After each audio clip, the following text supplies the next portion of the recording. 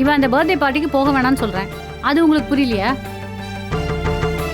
மா ப்ளீஸ் மா, என்னால தீரஜை இன்சல்ட் பண்ண முடியாது. அப்போ உன் அம்மாவோட உணர்வை மட்டும் நீ இன்சல்ட் பண்ணுவியா? மா நான் உங்ககிட்ட ஆர்கியூ பண்ண விரும்பல. தயவு செஞ்சு என்ன பார்ட்டிக்கு அலோ பண்ணுங்கம்மா ப்ளீஸ். ஹாசினி, அம்மா விடுமா, நீ பாட்டிக்கு போ, நான் பர்மிஷன் தரேன். தேங்க்யூப்பா. சாரிம்மா. ஏ ஹாசினி, என்னப்பா? நீ அப்பாவை மிஸ் பண்ண போற.